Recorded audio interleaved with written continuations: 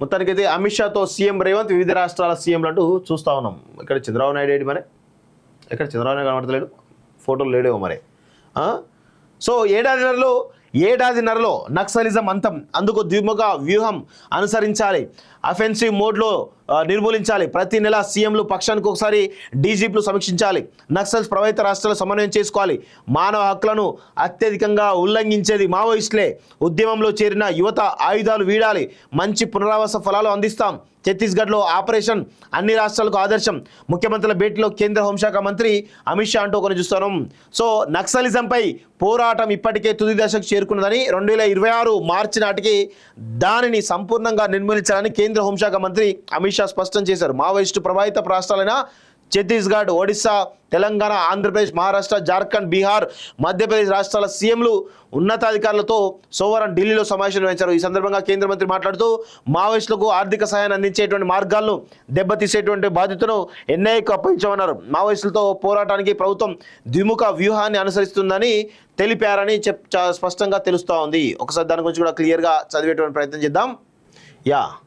ఏడాదిన్నరలో naxalism అంతం, టాబ్లెట్ల స్ట్రిప్లు, కాలిపోయిన గొడుగులు, చెల్లాచెదురుగా పడిన వంటపాత్రలు, బ్యాగులు, కార్డ్ రిజ్లు, ఎన్కౌంటర్ తర్వాత అబూజ్మడ్లో నక్సల్ క్యాంపులు కనిపించే దృశ్యాలు, శుక్రవారం జరిపిన భీకర కాల్పుల్లో మావోయిస్టు పార్టీకి గట్టి ఎదురుదెబ్బ తగిలింది. ఎన్కౌంటర్లో 18 మంది పురుషులు, 13 మంది మహిళా మావోలు మరణించారు. మావోయిస్టు ప్రభావిత రాష్ట్రాల ముఖ్యమంత్రులు, ఉన్నతాధికారులతో కేంద్ర హోంమంత్రి మహేష్ నిర్వహించిన సమావేశంలో ఈ ఎన్కౌంటర్ ప్రత్యేకంగా ప్రస్తావించారు. ఆపరేషన్ విజయవంతంగా నిర్వహించిన ఛత్తీస్గఢ్పై ప్రశంసలు కురిపించారు. నక్సలిజం అంతానికి ద్విముఖ వ్యూహాన్ని అనుసరించాలని ఆ వ్యూహం గురించి సమావేశంలో వివరించారు.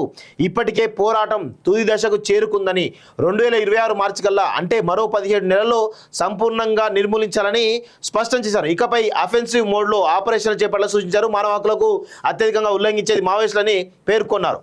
సో ఎన్ఐఏ సమన్వయం, ఎన్ఐఏ అనేది చాలా స్పష్టంగా పెద్ద ఎత్తున వాళ్ళైతే చాలా సీరియస్గా ఉన్నారు. మారుమూల ప్రాంతాలకు పాలన, సిపి ఏపీఎఫ్ బలగాలను కేటాయించని ఒడిశా సీఎం అంటే చూస్తున్నాం. 1000 మంది సైనికులతో ఆపరేషన్ అంటూ ఒకరిని చూస్తూ ఉన్నాం. సో మొత్తానికైతే ఈ ఆపరేషన్ ఏదైతుందో చాలా పెద్ద ఎత్తున జరుగుతున్నట్టు చాలా స్పష్టంగా తెలుస్తోంది. అయితే ఇక్కడ కొన్ని అనుమానాలు, కేంద్ర ప్రభుత్వ తీరుపైన కూడా చాలా అనుమానాలు, దానిపైన కూడా నివృత్తి చేయాల్సినటువంటి అవసరం అయితే కనబడతా ఉంది. ఎందుకంటే ఈరోజు భారతీయ జనతా పార్టీ సంబంధించిన కేంద్ర ప్రభుత్వం ఈరోజు ఆ నక్సల్ ఛత్తీస్గఢ్లో ఉన్నటువంటి అబూజ్మడ్ లాంటి ప్రాంతాలు ఏవైతే ఉన్నాయో ఆ భారీ అడవుల్లో పెద్ద ఎత్తున బాక్సైట్ నిల్వలు కానీ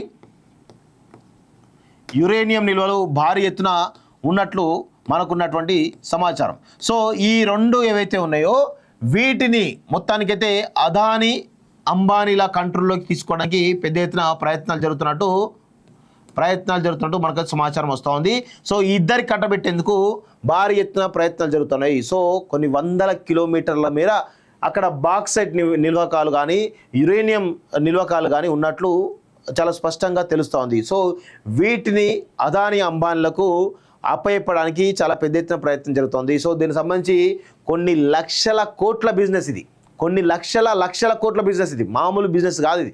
ఈ ప్రపంచాన్నే శాసించేంత క్యాపబుల్ ఉన్నటువంటి ఈ నిల్వలు ఏవైతున్నాయో ఇవి ఆ ప్రాంతంలో ఉండడంతో మొత్తానికైతే నక్సల్స్ను ఏరిపారేస్తే ఇది సాధ్యమనేటువంటి విషయం చాలా స్పష్టంగా అర్థమవుతోంది.